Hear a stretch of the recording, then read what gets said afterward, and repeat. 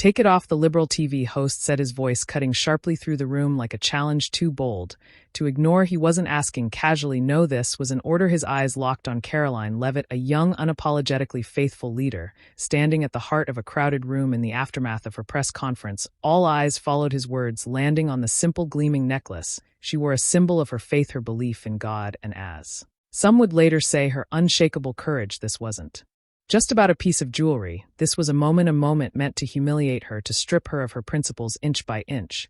But instead it turned into an extraordinary example of grace under fire.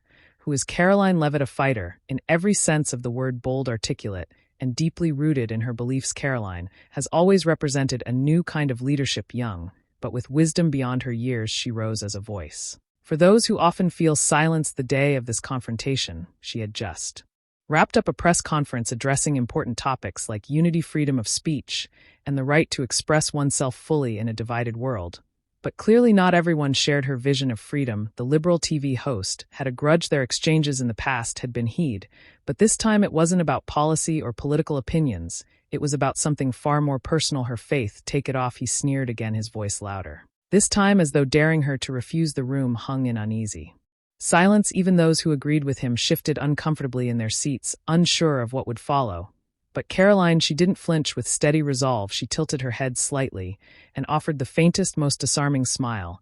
And then very calmly, she responded, "You want me to take it off? My faith. That's what this necklace represents. My faith, my relationship with God, my strength. And you're asking me to remove it because you disagree with it." The words weren't defensive. They weren't set in anger or defiance, but in a measured, thoughtful way that immediately reframed the narrative. Suddenly, this wasn't about a necklace, it was about something much deeper.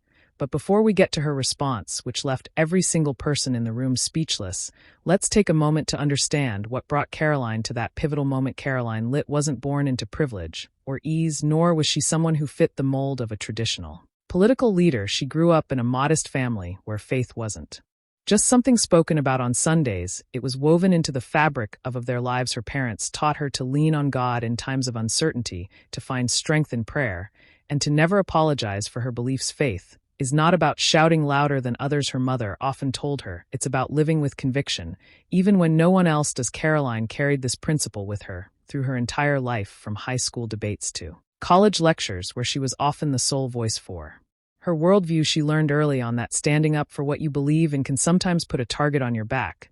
But she also learned that when you're willing to stand firm, you earn respect, even from those who disagree with you. And standing firm is exactly what she did that day. After the liberal host's antagonistic question, Karoline took a deep breath and focused not on the loaded words he'd flung at her, but on the teaching she'd spent years cultivating, the idea that faith doesn't have to be barked or argued to have power.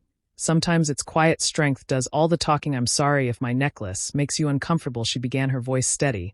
"But I wonder, why does it offend you so much? Are you really angry about a piece of jewelry, or about what it stands for?" There was a shift in the air. Everyone listening felt it. Her tone wasn't combative, it was inviting, urging the man eyeing her with disdain to pause and reflect. "This necklace," she continued, holding it gently between her fingers, "is not just an accessory, it is a reminder of the strength I've received in my darkest hours, when nothing else could bring me peace, a reminder of the values I strive to live by: love, kindness, and the unwavering belief that every single person around me has inherent worth, regardless of whether they share my faith or not." The room was silent. Even the TV host, who was clearly prepared to escalate the exchange, took a step back as her words began to sink in. But Karoline wasn't done. "You see, I don't wear this necklace to make others believe what I believe. God gives every person the gift of free will, and that includes the choice to follow him or not to. I respect that deeply.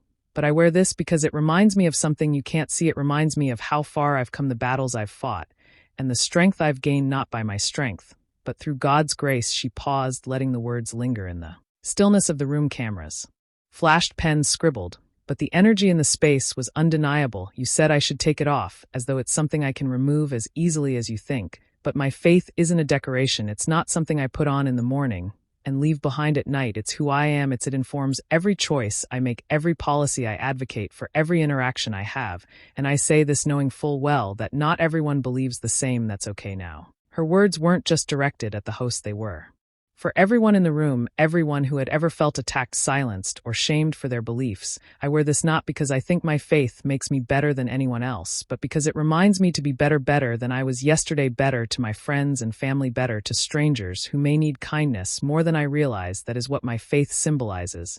And if that offends you, then maybe it's not my necklace that's the issue, maybe. It's something only you can reconcile. The liberal host opened his mouth to respond, but no words came. He looked at her, then at the cameras around him, clearly wrestling with the implications of her statement. He walked into that moment ready to embarrass her, to frame her as a hypocrite, but instead she had calmly, gracefully exposed his own bias, not with aggression, but with truth. Karoline closed by saying something that many called the defining moment of her career thus far. Unity isn't about making everyone the same, it's about respecting the differences that make us who we are. This necklace may symbolize my faith in God, but what unites us as people is so much bigger than any symbol. It's found in how we treat each other, how we listen, how we build bridges, rather than burn them. If you disagree with me, I welcome the discussion, but I won't hide who I am, and I wouldn't ask you to either. The room erupted into applause. The TV host, though visibly shaken, managed a nod, perhaps realizing that he too had been given grace in that moment. A clash that started with anger ended in unexpected reflection. Some called it a win for Karoline, others called it a win for something bigger: faith, resilience, and the courage to stand for what you believe without tearing others down to do it. And as for the necklace, it stayed right where it belonged, proudly worn by a woman who refused to shrink in the face of adversity, because in that moment Karoline showed the world what true strength looks like. It's rooted not in the symbols we wear, but in the principles we live by.